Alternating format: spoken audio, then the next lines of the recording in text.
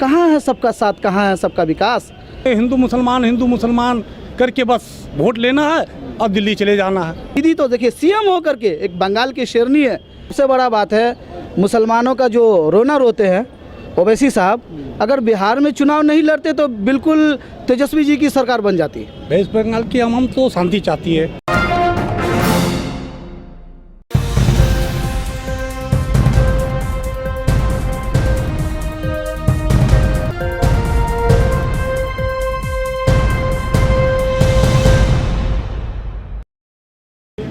इस वक्त हम मौजूद हैं कोलकाता की टीपू सुल्तान मस्जिद में। हमारे साथ नमाजी कुछ मौजूद हैं जो यहाँ पर नमाज़ पढ़ने के लिए आए हुए थे। उनसे बात करेंगे, क्या कहना चाहेंगे कि जिस तरह से कल घोषणा पत्र बीजेपी के ज़रिए ऐलान किया गया है घोषणा पत्र का, और उसमें सीएए का भी जिक्र किया गया है कि आप ये बताइए कि हिंदुस्तान में जब से मोदी जी 2014 से प्रधानमंत्री बने हैं, अभी 2021 चल रहा है, उस वक्त से लेके अब तक एनआरसी तो खैर ये मोदी जी का हर स्टेट में जहाँ जहाँ वो चुनाव लड़े या लड़ने वाले हैं वो वहाँ अपना अपना घोषणा पत्र अलग अलग सिस्टम से अलग अलग माध्यम से जारी करते हैं। और दूसरा नंबर बात है कि कभी एनआरसी के नाम पे, कभी लव जिहाद के नाम पे, कभी नोटबंदी के नाम पे, कभी जीएसटी के नाम पे, तरह तरह का मुद्दा लेकर के पब्लिक, जनता, आवाम सबको उलझाने की कोशिश और सबको अलग अलग तरीके से परेशान करने का मतलब होता है। सही बोल रहे हैं या गलत बोल रहे हैं, आप फरमाइए। और दूसरे नंबर बात कि सब मोदी जी जब हिंदुस्तान में 2014 में आए थे तो एक ही स्लोगन, एक ही नारा था, सबका साथ सबका विकास। कहाँ है सबका साथ, कहाँ है सबका विकास? ये बताइए 2014 से लेकर अब तक 2 करोड़ रोज़गार हर साल देने का वादा किए गए। अब फिर इन्होंने नारा दिया है विकास होवे। विकास होवे। बिहार में अभी जो 2020 का चुनाव हुआ है 19 लाख रोज़गार का बात हुआ था।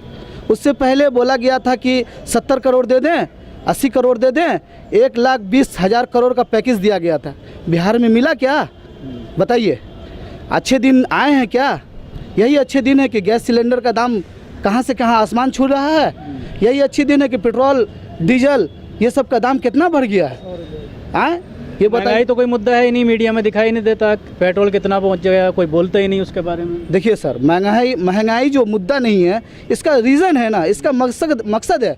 मकसद ये है कि वो जो भी पद पे बैठे हुए हैं, आप अगर आरएसएस या भाजपा वाले से पूछिएगा जाके, बोलेंगे मेरे अच्छे दिन हैं। आम आदमी से जाके पूछिए ना, ज़मीनी स्तर पे पूछिए, वो लोग सही बोलेंगे कि अच्छे दिन हैं या ख़राब दिन है।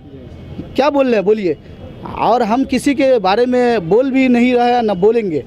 यहाँ जो इंसान जो स्टेट में काम अच्छा करेगा, तारीफ़ उसकी अच्छी होगी और वही इंसान मुख्यमंत्री का पद लेगा, दर्जा भी उसको हासिल होगा। यहाँ भी जिस तरह ध्रुवीकरण करने की कोशिश की जा रही है, हिंदू मुसलमानों में बांटने की कोशिश की जा रही है, तो वेस्ट बंगाल की आवाम क्या चाहती है? नहीं, वेस्ट बंगाल की आवाम तो शांति चाहती है। ये शुरू से है, हिंदू मुसलमान सब एक साथ हम लोग रहते हैं, आना जाना होता है। दुर्गा पूजा में भी हम लोग एक साथ बैठते हैं, जाते हैं, घूमते हैं साथ में। मेरे बहुत सारे दोस्त हिंदू हैं। ऐसा तो ये बीजेपी का एजेंडा है। वो तो सिर्फ आते हैं हिंदू मुसलमान करके बस वोट लेना है और दिल्ली चले जाना है। उनको तो बंगाल में रहना नहीं है, बस रहना तो यहाँ हिंदू मुसलमान को दोनों को रहना है, दोनों को साथ में चलना है, हर को अपने बिजनेस में रहना है। इस तरह से पूरी ताकत लगा रही है बीजेपी, पैसा भी बहुत ज़्यादा लगाया जा रहा है। ममता बनर्जी की पार्टी छोड़कर दर्जनों लोग चले गए हैं, किसी न किसी तरह से सबको तोड़ा जा रहा है। तो क्या उसको पूरी तरह से नकार रही है यहाँ की आवाम? ये शुरू से नकार दिए आवाम। जो जा रहे हैं उनको मालूम था कि हमको टिकट नहीं मिलने वाला। ममता बनर्जी शुरू बोल दी कि आपको जो आप काम किए हैं वो अच्छा काम नहीं किए हैं। शुरू से आप बीजेपी के साथ हैं, कंसल्ट में है कि जो भी बीजेपी आपको बोल रहा है वो आप काम कर रहे हैं आवाम के साथ। तो शुरू से जानते थे। शुभेंदु अधिकारी को भी मालूम था कि हमको टिकट नहीं मिलने वाला नंदीग्राम से। जो इतना घोटाला किए हैं कि पब्लिक ऐसे भी हमसे वंचन हो गया तो हमको वोट तो देगा ही नहीं। तो उससे अच्छा है तो एक ही पार्टी बच रहा बीजेपी, भाई माल भी मिलेगा और टिकट भी मिलेगा। तो इसीलिए तो भाग रहे हैं। जो भाग रहे हैं वो समझे लालच में भाग रहे हैं, समझे। ये नहीं है कि ममता बनर्जी किसी को भगा रही हैं। उनको मालूम है कि हमको टिकट नहीं मिलेगा तो हमको जाना है एक दिन। तो अपना शुरू से अपना देख लिए रास्ता कि चलो भाई हट जाओ, पब्लिक तो माइंड बना लिया कि किसको वोट देना है नहीं देना है वो सब अपना जानता है। ये नहीं है कि बीजेपी आएगा बोलेगा बहुत विकास हो रहा है, बहुत विकास कर देंगे, सोनार बंगला बना देंगे। तो भाई सोनार बंगला तो पहले से ही बना हुआ है, जहाँ पर शांति है वो सोनार बंगला है।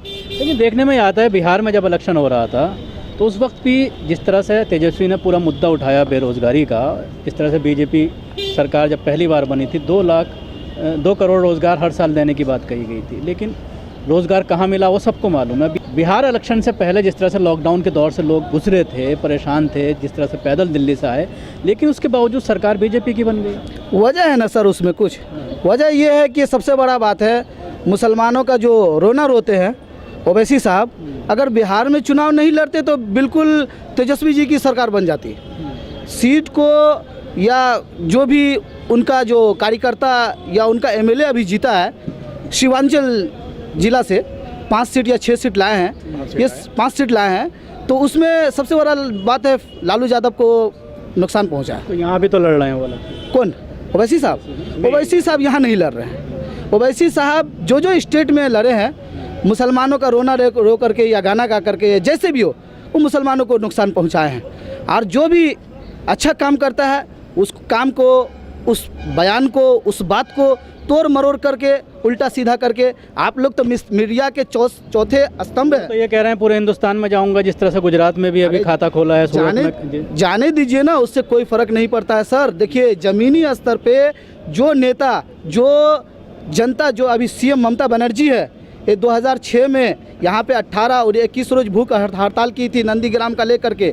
उस वक्त से लेके ये मुख्यमंत्री मेहनत की है, काम की है, पैदल मार्च करती है, लोगों के बीच में रहती है और सबसे मिलती है। ये नहीं देखती है कि हम अमीर हैं या भाई साहब गरीब हैं या कोई छोटा लोग है, वो सबसे गले लगा के मिलती हैं और रहती भी हैं। कोई भी बड़ा से बड़ा MP हो, MLA हो, आप उनके ऑफिस में जाइए, पहले बोलेगा बाबू 2 मिनट रुक जाओ, 5 मिनट रुक जाओ। MLA साहब के पास, MP साहब का टाइम नहीं है। दीदी तो देखिए CM हो करके एक बंगाल की शेरनी है और पूरा संघर्ष कर रही है।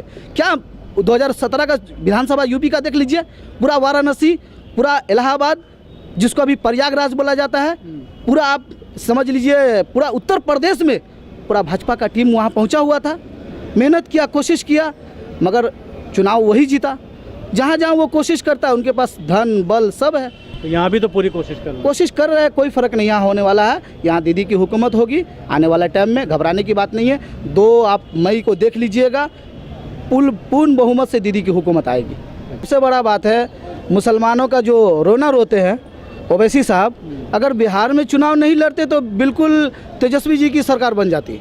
सभी अहम खबरों के लिए न्यूज़ MX को सब्सक्राइब करें, साथ ही बेल आइकॉन को जरूर दबाएं। लाइक, शेयर, कमेंट करना ना भूलें।